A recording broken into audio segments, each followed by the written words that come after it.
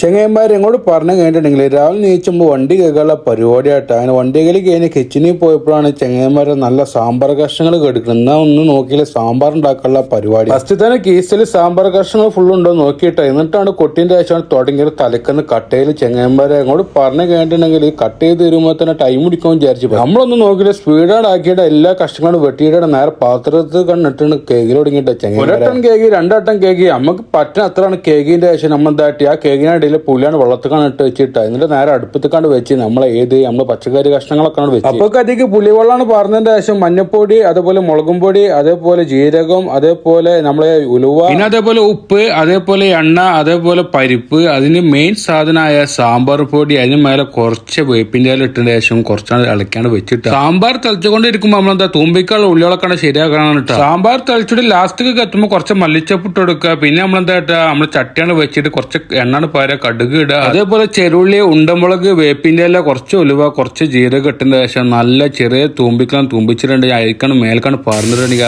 ആ ഒച്ച കേട്ട മനസ്സിലായിക്കോളും സാമ്പാർ സൂപ്പറായി. നമ്മൾ കറി ഉണ്ടാക്കല് എന്റെ ശനി ഇരിക്കുമ്പോഴാണ് ബാബാന്റെ ഒരു വിളി മുരട്ടിയെ വണ്ടി സ്റ്റാർട്ടാക്കി പള്ളിയിൽ പോവല്ലേ. അത് കേൾക്കാൻ കാത്തി കഴിഞ്ഞ് ബാബന് വണ്ടി സ്റ്റാർട്ടാക്കി ബാബാന് കയറ്റി നേരെ വിട്ടിട്ട പള്ളിക്ക് കഴിഞ്ഞ് നിസ്കാരം കഴിഞ്ഞ് റൂമൊക്കെ എത്തിയപ്പോൾ നമ്മൾ സാക്കിർബായി ഇന്ന് നാട്ടിലേക്ക് പോകട്ടെ ചെങ്ങന്മാർ. 2.5 വർഷം കഴിഞ്ഞ ശേഷം ആള് നാട്ടിലേക്ക് പോകട്ടെ. അതിന്റെ സന്തോഷം കണ്ടില്ല ചെങ്ങന്മാർ. ഇനി 10 ദിവസം പോയി കഴിഞ്ഞാൽ നമ്മുടെ മുഖത്തുള്ള സന്തോഷം വേറെ ലെവലേ. എന്നിട്ട് ഫുഡ് കഴിക്കാൻ നിൽക്കുമ്പോൾ നമ്മൾ ഉണ്ടാക്കിയ സാമ്പാറും നല്ല മീൻ പൊരിച്ചതും വേറെ ലെവല്. നമ്മൾ ഉണ്ടാക്കിയോണ്ട് പറയല്ല അടിപൊളി സംഭവം ഇങ്ങോട്ട് പറഞ്ഞു കഴിഞ്ഞിട്ടുണ്ടെങ്കിൽ വേറെ ലെവൽ. ഫുഡ് കഴിക്കൽ കഴിഞ്ഞാൽ ഒറ്റ കടത്തട്ടെ. പിന്നീട് 6 മണിക്കാണ് ബാബാന്റെ ഒരു വിളി മുരട്ടി വണ്ടി സ്റ്റാർട്ടാക്കി കമ്പനിക്കാരന്റെ വീട്ടിൽ പോവാണ്ട്. കമ്പനിക്കാരന്റെ വീട്ടിൽ പോയി റിട്ടേൺ വരുമ്പോൾ മരുവ് വാങ്ങി കൊടുത്ത് നേരെ വിട്ട് പള്ളിക്കൊക്കെ. അപ്പൊ എത്ര വീഡിയോ അടുത്ത മണിക്കത്തൊക്കെ. Okay bye.